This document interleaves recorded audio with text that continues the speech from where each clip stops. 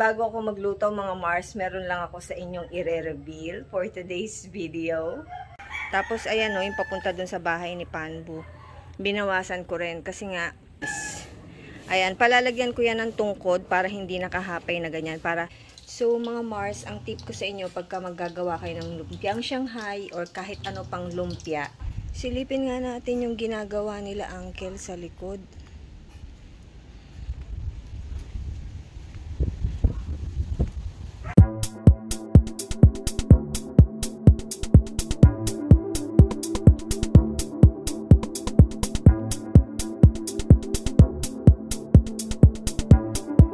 Good morning, everyone! Hello, Liam! How are you? Hi, Dad. Hi, Mommy. And how are you? Good. That's great to hear. Okay. Mommy will prepare breakfast, okay? Okay. What do you want for breakfast? Pizza bread. Nyay! Again? Yeah. Pizza bread. Nagtanong-tanong pa kasi ako tapos ngayon nagko-complain ako, diba? Sige, wait for your breakfast. Ayan, ayaw na niya akong pansinin. Ayan mga Mars, nag-init na ako ng tubig para sa aking kape. Hindi pa pwedeng mawala ang kape ni Madam Jinky sa umaga.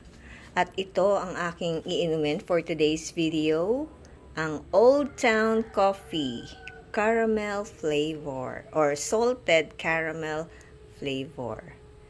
Ayan. Naku, ang sarap nito mga Mars. Actually, lahat ng flavor ng Old Town masarap. Lahat masarap. Talagang buong-buo ang araw mo pag nagkakape ng Old Town Coffee. Ganun. And magluluto tayo mamaya ng itlog, scrambled egg, and magpiprito tayo ng chicken franks. Palaman sa tinapay. At bago ako magluto mga Mars, meron lang ako sa inyong i-reveal for today's video. Naku, ano kaya sasabihin ni Daddy Les pag nakita niya yan?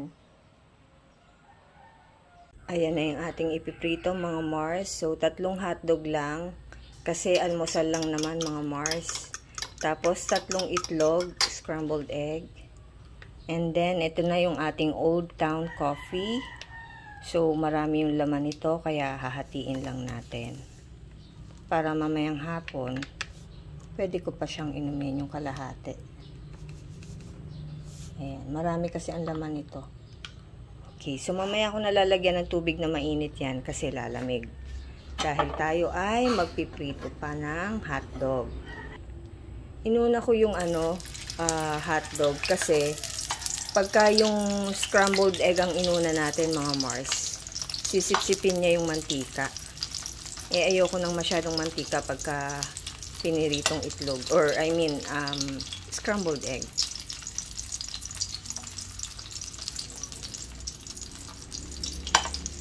Ayan, for a change, chicken hotdog tayo ngayon. Para maiba naman ang flavor. Mahinang apoy lang para hindi mabigla yung pinakabalat ng hotdog, diba? Si Liam, gusto daw niya ng cheese bread. Ayan, palamanan natin siya. Meron pa kami ditong cheese. Yan, yung akin, nilalagyan ko ng goma pagka nabuksan na yung plastic. Kasi kung napansin ninyo mga Mars, pagka na-expose yung cheese, nagkakaroon siya ng parang dark yellow spot, yung parang matigas. So, balutin ninyo ng mabuti para hindi siya magganon, hindi siya tumigas. Ayan ang mga Mars, yung nare-request ni Liam. Yung kanyang bread cheese or cheese bread. Tapos, may natira ka praso. Kaya eto, pinapapak ko. Sarap. Mahilig kami sa cheese, mga bata. So, naka 2 minutes na siya, kaya feeling ko, pwede na yan. Ayan, tinanggal ko na yung saksak. Hindi na naman ako naglagay ng butter, kaya malamang dumikit na naman to. Mahirapan na naman ako maglinis. Ayun, dumikit nga. Nahihirapan akong maglinis pagka ganyan dumidikit. So, ayan na, melt na siya, yung cheese. Nakita nyo naman, di ba? Ito yung gustong-gusto ng mga anak ko. Tsaka ako. Mamaya ako na initin tong isa. Kasi si Kuya Dude ay natutulog pa, mga Mars. So, sa amin to ni Liam. Ayan. Melted. Ang sarap nito, oh. Toasted. Okay, so ayan na yung aming almusal for today's video, mga Mars. Ayan, eto mamaya ko na yan ilalagay dun sa, waffle maker. Yun daw ang tawag doon, sabi ni Daddy. Mamaya ko na siya iinitin dahil si Kuya Dude ay natutulog pa. Liam, come here anak, kain na tayo. Can you please check if Kuya is already, gising na? Wake up. Dali, tingnan mo si Kuya kung gising na. So, syempre, ayan na yung ating Old Town Coffee, mga Mars. Mainit ang gusto ko. Ayan. Kamusta naman ang tattoo ni Madam Jinky? Diba? Kain tayo, mga Mars. Si Kuya, ewan ko kung tulog pa o gising na. Ayaw pang bumangon. Nahirapan akong tawagin. Bagay, naman ngayon, linggo naman, kaya hayaan mo na kung medyo tanghali bumangon. Ang oras, alas 8:15 ng umaga.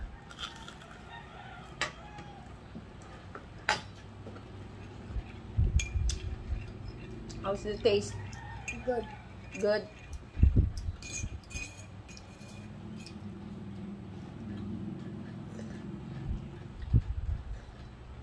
Sarap ng kape. Shout out kay Daddy Lester. Thank you so much sa kape, Daddy.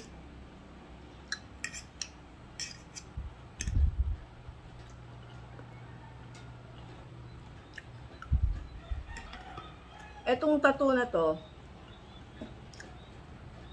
wala lang. Trip ko lang.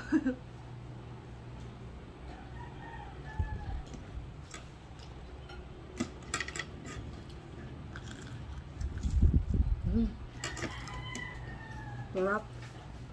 Kasi nag-melt na yung cheese.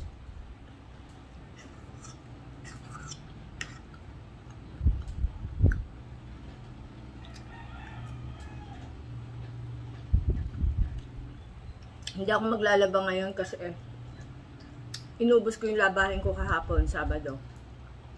Pag linggo talaga, ang gusto kong mangyari, pahinga. Kasi pagka Monday to Friday, talagang rin ako talagang hectic ang schedule ko from morning until 12 noon, yan. Or 1 p.m. Kahit nasa school na sila. Kasi pag alis nila, doon ako magkikikilos na magbuting-ting, linis. Halimbawa, portion by portion, kasi yung mga kwarto, hindi ko kayang linisin everyday ng sabay-sabay. So, ang ginagawa ko, yung isang kwarto na to ngayon, sa susunod bukas, sa susunod yung isa. Dahil 3 kwarto. Pero everyday, ginagawa ko, nagwawalis talaga ako. Kasi hindi ko matiis na yung makikita ko yung sahig na merong mga buhok. Tapos, minsan may mga tayo ng butiki, sa sahig yung itim. Remember, minsan makapakan ng mga bata, yun ba? Tapos ito, pag kumain ng biskwit, ihanda mo na yung walis at dustpan. Kuya Dude, anak, kain na. Mainit na tong mo, cheese bread.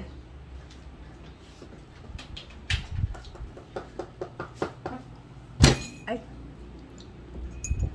So, ayun. Time management ang kailangan. Yung sa labas nga, hindi ko na isasama yan sa sa everyday routine ko, yung magwalis. Wala namang kalat kasi more on mga tuyong dahon lang naman. Wala naman kasi nagkakalat dito sa amin. Ako, dito sa looban namin, hindi naman kami nagtatapon ng mga plastic ng candy or plastic ng biskuit sa labas. May tapunan kami dito sa loob ng bahay.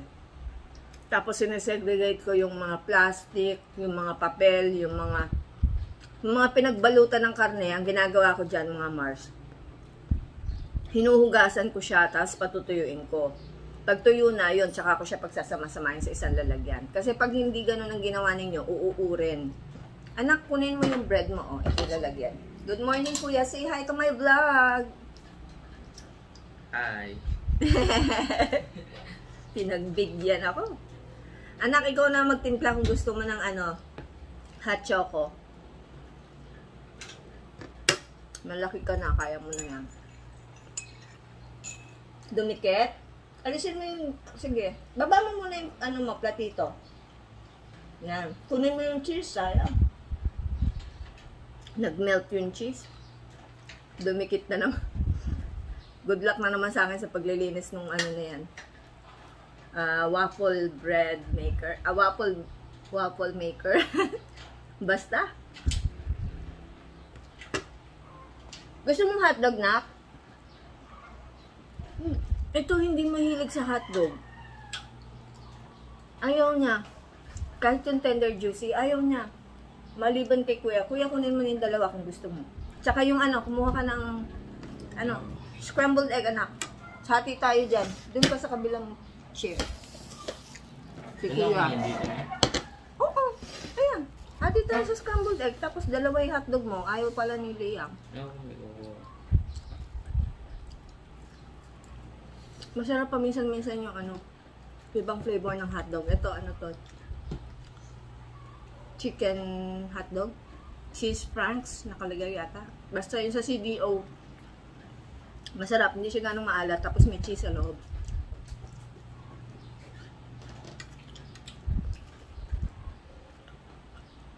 Noong nakaraan, di ba mga Mars? Nag-grass cut ako. Ayun, mahaba na naman ulit.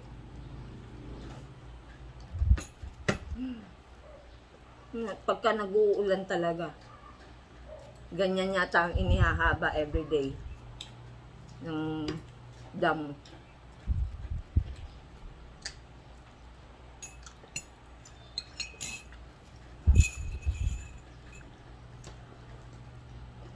Sarap ng kape. Gusto daw niya ng scrambled egg. Very good, Liam. Takaw. Si Kuya Dud. Alam niyo si Kuya Dud, hindi siya mahilig sa itlog na, dun sa pula ng itlog. Di ba pagka nagpiprito si Mami, ayaw mo nung red nung egg, no, Nak? Ang ginagawa ni Kuya Dud, binibigay niya kay Liam yung pinakapula pagka nagpiprito ako ng itlog. Si Liam naman ang tiga-ubos, tiga-kain. At pag nagpiprito ako ng itlog, si Liam, ang ginagawa niya, una niyang kinakain yung pinakapula ng itlog. Yung egg yolk. Tapos maiiwan yung pinakaputi. Yan, gusto rin niya yung scrambled egg. Very good, anak. I love you. Nakikita niyo yung pawis na yan, mga Mars. Nag-grass cut ako. Ang haba na naman kasi ng damo. Grabe, pakita ko sa inyo. Hello! Andito si Edwin, pinsan ni Lester. Ayan, shy siya. Ayaw niyang tumingin. Ayan, mga Mars. Ito, oh. Binawasan ko yung damo dito kasi umaano na siya sa daanan. Sa rampa. Rampa talaga. Pumupunta na siya dito sa gitna. Makati sa paa pagka sumasayad sa binti yung damo. Tapos, ayan o, yung papunta dun sa bahay ni Panbu. Binawasan ko rin kasi nga, nag-allergy ako pagka dumidikit sa binti ko yung damo. Nangangati ako. Sensitive ang skin ni Madam Jinky, mga Mars. So, ito naman, kaya ganyan yan, ukayan, kasi yung battery ng aking grass cutter, palitin na talaga. So, portion by portion lang, yung talagang kailangan ko lang bawasan, yun lang ginagrass cut ko. Kasi ito, lalagyan ko yan ng Christmas light, mga Mars. Ayan, palalagyan ko yan ng tungkod para hindi nakahapay na ganyan, para diretso siya. Ganun. Diba? Para akong nag-workout sa pawis ko, mga Mars. Nag-grass cut lang ako niyan, ng malala. Luluto na ako ng aming lunch. At yun nga, yung lulutuin ko, yung Shanghai. Mga Mars, ayan na yung ating lumpiang Shanghai. Ayun, naisa lang ko na yung second batch. So, dinidrain ko para hindi sumama yung pinakamantika. Tapos, ilalagay natin yan dun sa merong tissue, yung table tissue, para hindi mamantika yung ating lumpiang Shanghai. So, after nyan, magluluto ako ng cream of mushroom. Ayan, lalagyan natin ng konting egg para meron tayong soup. So, yan ang ating lunch for today. Diba? Hindi ko na sa inyo pinakita kung paano ko siya ginawa or tinimpla kasi nagmamadali na ako dahil tanghali na. So, mga Mars, ang tip ko sa inyo pagka maggagawa kayo ng lumpiang Shanghai or kahit ano pang lumpia, gawin ninyong pandikit yung egg yolk. Ayan o, tignan niyo naninilaw. Yung egg yolk kasi, mas mabisang pangdikit para hindi sumabog yung inyong lumpia. Ayan o, tignan ninyo. Hindi lumabas yung palaman. Diba? Tapos pag ipiprito nyo na, hinaan nyo lang yung apoy para hindi mabigla yung pinakabalat ng lumpia.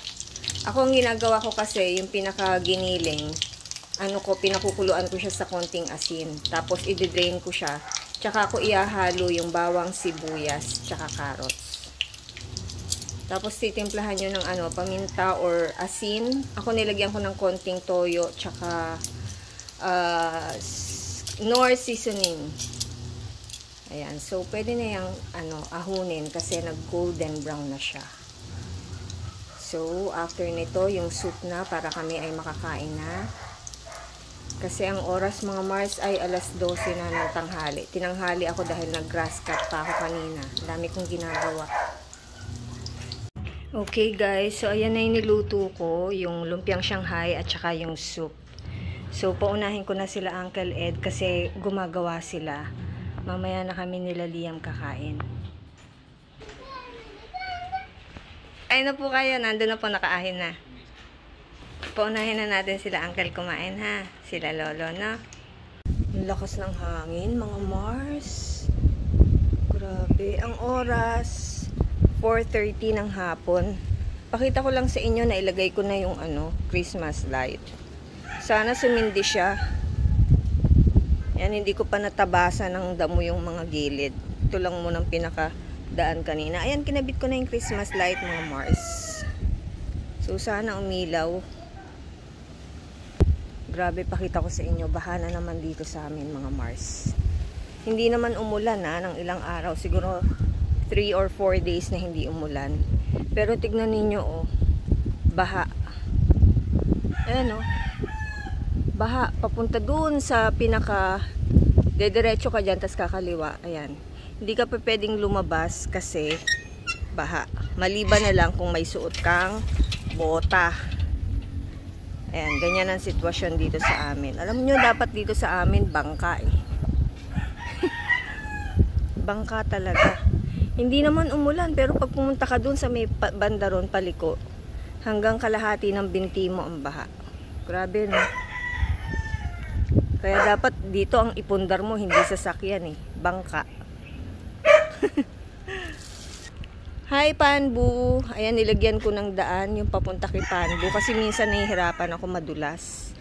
Pag umuulan, maputik, kailangan ko pang magsuot ng bota. So nilagyan ko ng ng hollow blocks.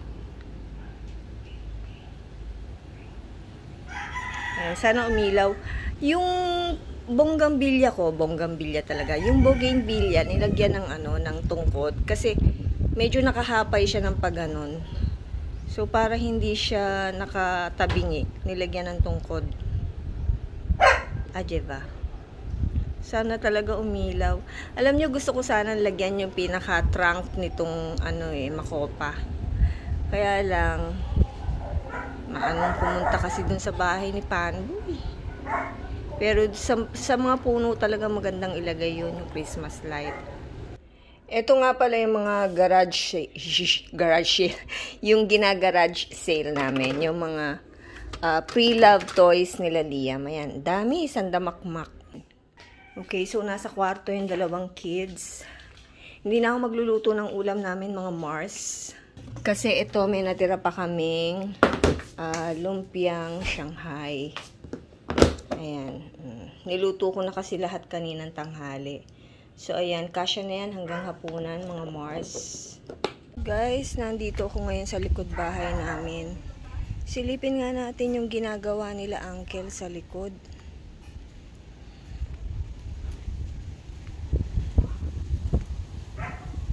Nilagay na nila yung hollow block dito kasi ano sila ng bakod sa taas. Ayun, si Uncle Ed at saka si Edwin.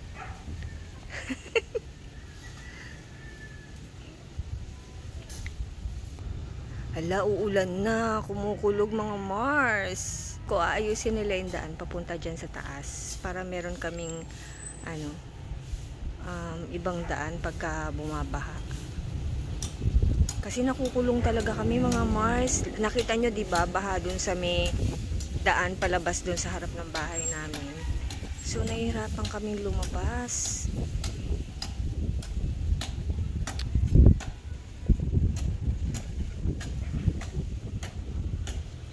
Haba na naman ang damo. Kakapag grass cutter ko lang nung nakaraan.